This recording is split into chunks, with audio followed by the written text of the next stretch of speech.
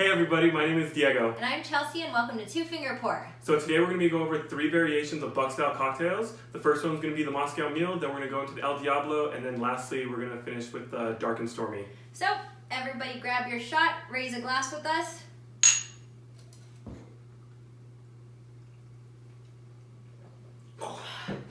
Give me the chills. You ready? Yeah. Okay.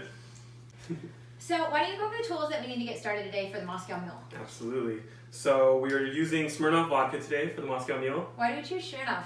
We're choosing Smirnoff because it was the vodka used in the original Moscow Mule whenever Moscow Mules were invented. We'll get more on that later. Yeah. And then we also have ginger beer from Fever Tree. So we really like the Fever Tree ginger beer. It does have just the right amount of spice for this, and it's also really carbonated, just that crisp, nice thing going on. So we chose the Fever Tree for today. Fever Tree has really good products as well. We like all their products. And then also paring knife, bottle opener, of course some limes and a cutting board. We need our jigger, of course, we need the accuracy, and a copper mug. And of course, don't forget your ice.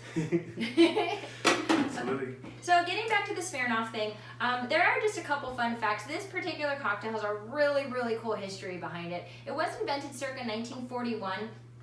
Excuse me. So John C. Martin bought the Smirnoff Distillery Company in the late 30s, and he just had so much vodka that he couldn't move. So he went down to the Sunset Strip in LA to the Cock and Bull Bar and was talking to the owner, Jack Morgan. So it was kind of interesting. Jack Morgan had the same problem, not moving enough vodka. He couldn't move all the ginger beer. He really wanted to get people into ginger beer, but everybody was so stuck on ginger ale. So then we bring in a third person to the mix. Her name was Sophie. She was an immigrant from Russia. She came over from Russia. Her dad sent her with 2,000 copper mugs because they, made them in Russia. So she just could not sell these copper mugs, and she was basically going bar to bar, things like that. The husband got so tired of these copper mugs in their small little apartment. So then she stumbled across the Cock and Bull Bar. Fast forward. So basically you have 3 people. One, 1,000,000 copper mugs stuck with. The other one, stuck with tons of ginger beer. The other one, stuck with tons of vodka. Fast forward, that's how we got the mule. It's kind of a gray area who invented the mule. Some people say it was the bartender that was working when the 3 of them collaborated. Some people say it was the owners, but... So her dad gave her 2,000 copper mugs? Yeah, she apparently, according to history, she designed the copper mugs back in Russia, and then when she came out to the U.S., he sent her with the 2,000 mugs to try and unload them. That's pretty neat. All my dad ever told me was to get a job. He never gave me 2,000 mugs. I mean, you could have been rich.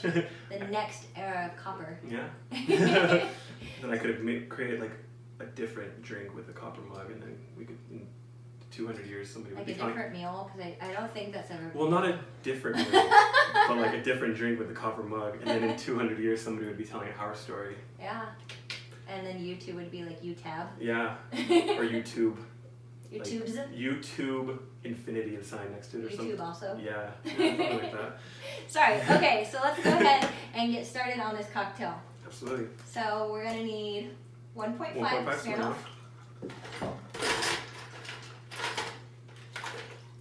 How come you don't put the ice in first before the spirit? Because we don't want it to get diluted in the ice. It honestly irks me when people put the ice first.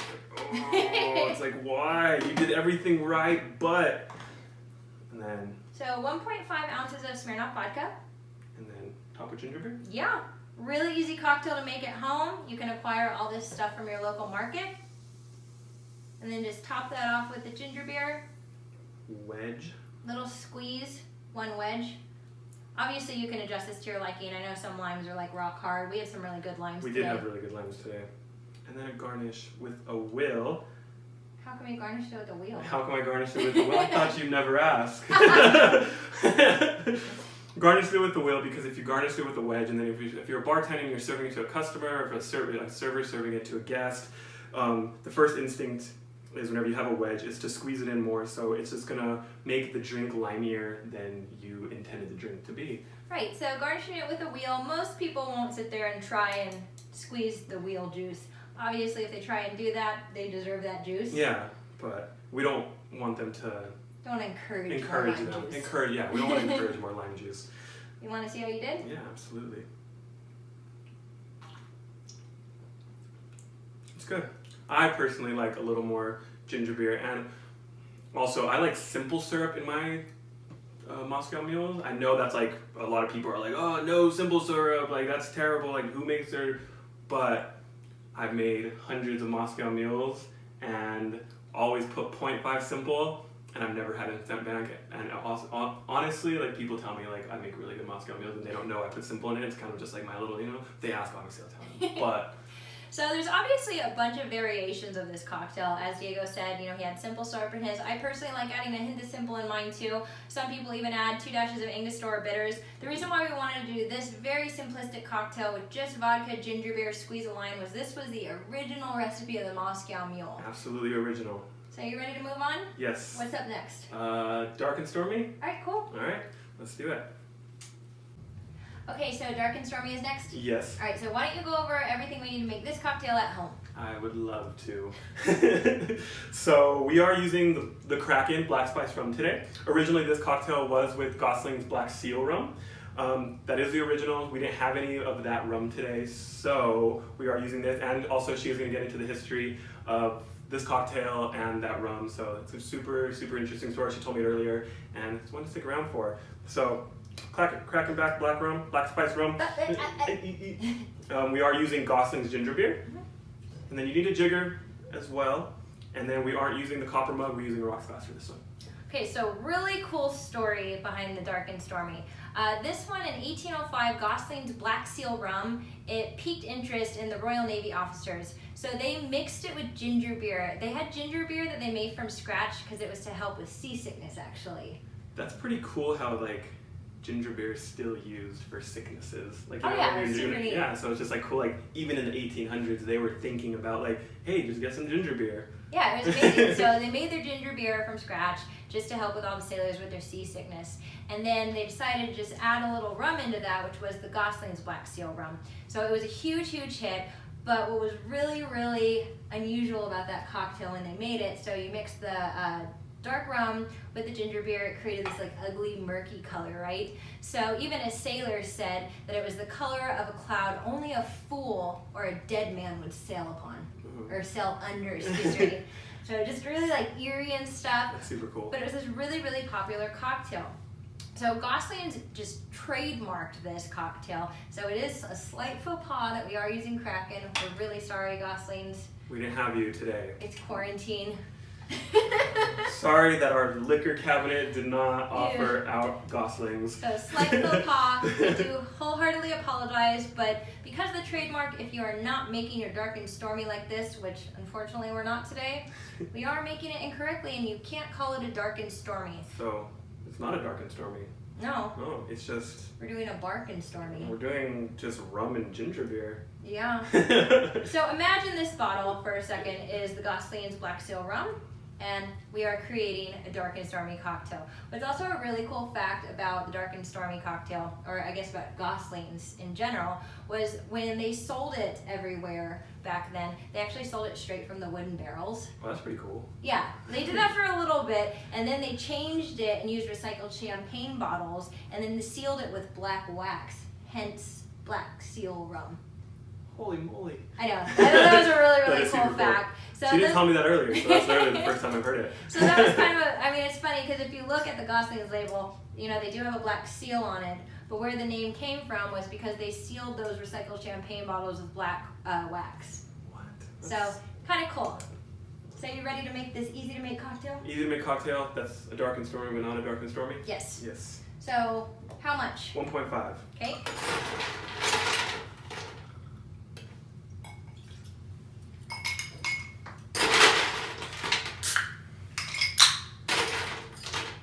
Oh, there's no ice in there.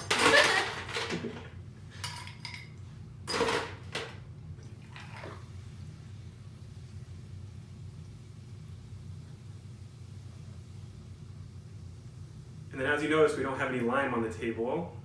So yeah, there was, there again, same with the Moscow Mule, how there have been different variations, things like that. You know how we like to add simple syrup in our Moscow Mule or Angostura bitters. The Dark and Stormy has changed over time as well, but learning the history on that, since it was trademarked in 1991, remember, this one, if it was made with Goslings, is a proper Dark and Stormy. That's it. And if you alter that in any way, technically you can't call it a Dark and Stormy. So, Okay. easy to make at home. Easy to make. You want to taste I it? think the easiest one so far. Yeah, for sure. Yeah. Dang, that's actually really good. So how's that one different from the Moscow Mule, like in the taste? Obviously, like the rum, but... Well, with the rum, I think it's sweeter because... Oh, that's good. yeah, right? Like, I don't know, it's just a lot sweeter. Rum's sweeter than vodka, so it just makes it a sweeter drink. I wouldn't add simple syrup or anything to that if I was making a variation of this drink. But I think that's really good, and I don't think it needs anything else, honestly. Oh, it's perfect. And I mean, again, it is going to be a little bit softer because we're using the Goslings ginger beer, not as spicy as the Fever Tree. And then also that is done with the spiced rum, but it's still an amazing cocktail. So easy to enjoy at home. If you guys aren't a fan of rum, this would make you a fan of rum. It really would, honestly. On to the El Diablo. El Diablo. Feeling some tequila? Yeah. Nah, yeah, kind of. I hope so. I'm just kidding. I'm always feeling alcohol. All right. Okay. Okay, so we are finishing up the day with the El Diablo cocktail. So why don't you tell everybody what they need to make the El Diablo? Let's do it. Alrighty, so we are using Azunia Blanco tequila. It is an organic tequila. We personally love Azunia tequila. And then we have Lejay Cassis. What is Cassis? So it's made with blackcurrant. Got it. Yes, blackcurrant. And then we are bringing back the ginger beer from Fever Tree. What's Fever Tree? Fever Tree. Fever Tree is... Sorry, go on. What else do we need? Thank you. Freshly squeezed lime juice. And please make sure it's freshly squeezed. Please. We have our shaker tins for this cocktail, as long as our Hawthorne Strainer, Japanese Jigger, and our Collins glass. And then we do have limes for this cocktail as well to be garnished with a paring knife and our cutting board. Okay, cool. Yeah. So a couple fun facts about the El Diablo. This one is going a little bit later in history. Just, you know, we did the Dark and Stormy, we were back in the 1800s. So fast forward to the 1940s, that's when it began showing up in cocktail books. The first known sighting of that cocktail was in 1946. It was in Trader Vic's Book of Food and Drink. Oh. And at that time it was actually called the Mexican El Diablo. Is that book still around? I mean, I'm sure you can find it somewhere. I'm gonna find it. But there are different versions, like of Trader Vic's. Oh, okay. Going out now. But it was first called the Mexican El Diablo instead of the El Diablo. I don't know why it was changed to anything else. It should have just stayed as the Mexican. Times change. But Mexican just sounds way cooler, I think. It just sounds more like cool. Is that what that means? Yeah, that's what that means. Just slightly cool. It's not cool unless you do that with your hands. That's the one way it's cool. Well, it did turn into the El Diablo, dropping the Mexican, just the El Diablo in 1968, where it showed up in Pacific Island Cookbook. Pacific Island Cookbooks. And what was interesting was, going back to 1946, it actually was originally made with ginger ale. Oh, okay. And then so when it got dropped, or the Mexican got dropped off of it, it got changed to ginger beer. So we are doing a modern one. Yeah. In a sense. Well, I've always learned with ginger beer. I've never even heard of the ginger ale, honestly. Yeah, and so typically if you order at places, you will most likely get it with the ginger beer today. And say Mexican. Whoever got rid of the Mexican in front of the El Diablo should be chastised. It happened in 1968. Well, so you can... hopefully they're still alive. You ready to do this? Let's do this. Yeah, okay. let's start We're with getting cocktail. tired of Yeah, us. yeah. Okay. All right. So we are going to start with 1.5 of the Azunia. Okay.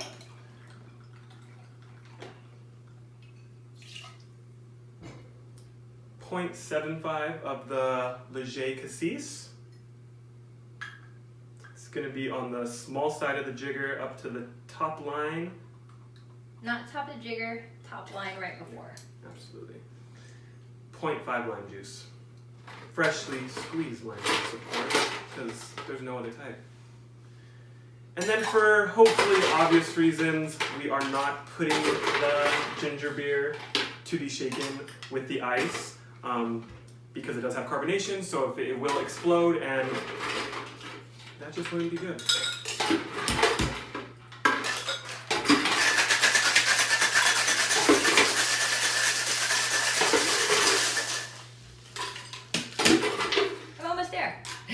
You got the ice over I'm there? almost there. The ice is the hardest part, so. That's why he didn't do it.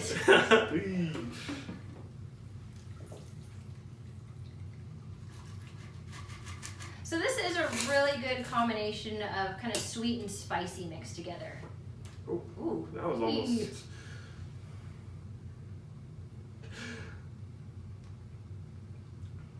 That's really good. Not as good as the. What was the other one? Dark and Stormy. Dark and Stormy is my favorite. This is definitely my second favorite. I really like Lejay, and I think that's why it really just adds to the cocktail. And I don't know, it's really good, but second favorite. Moscow Mule, third favorite. If I had to put them in order, not that anybody asked, but yeah. Yeah, so if you normally just drink Moscow Mules, just the El Diablo Dark and Stormy would just kind of be a nice branch out. Obviously, there are tons of variations of the Moscow Mule where you have Kentucky Mule, which is with whiskey base. What else? Irish Mule. Irish Mule. We were gonna do like the Kentucky Mule and Irish Mule and all those different type of meals, but it's literally just changing out spirit. So we just thought we'd give you like different variations of like drinks like this. Yeah, so hope you guys enjoyed it.